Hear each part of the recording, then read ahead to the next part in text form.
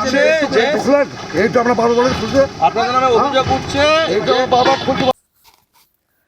মুখ্যমন্ত্রী মমতা বন্দ্যোপাধ্যায়ের কড়া নির্দেশিকার পরও দুর্নীতির অভিযোগ তুলল নানুর বিধানসভার বোলপুর থানার অন্তর্গত বাহিরি গ্রামের চাষিরা।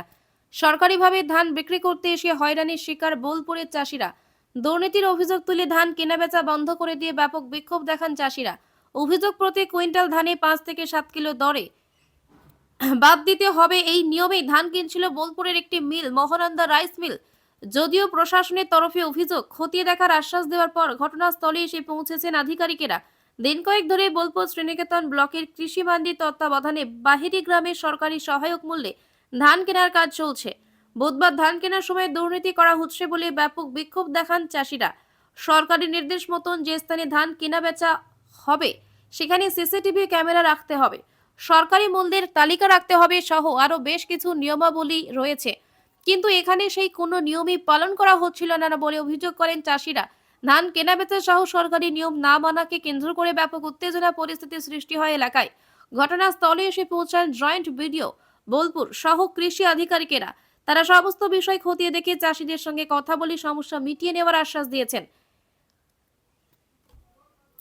বীরভূম নানুর থেকে যিশু প্রামাণিকের রিপোর্ট, ডেলি নিউজ কলকাতা। আর আপনারা দেখছেন ডেলি নিউজ, সত্যমেব জয়তে।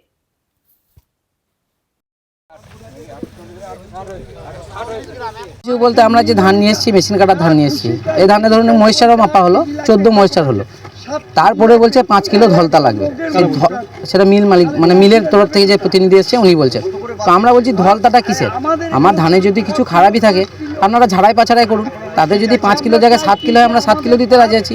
আর যদি 2 কিলো হয় 2 কিলো দিতে বলছে না, এটা আমাদের নিয়ম, 5 কিলো দিতে হবে। অনেক কিছু হওয়ার পর আমরা চাষিরা বললাম ঠিক আছে তাহলে আমরা 3 কিলো দিচ্ছি। তো মিডিল থেকে যিনি পারচেস অফিসার উনি বলে দিলেন যে না ঠিক আছে এটা 4 কিলো করে দিন। আমরা তাতে মেনে নিলাম যে 4 কেজি। উনি বলছেন না 5 কিলোর নিচে আমরা ধান বাদ দিতে দেবো না।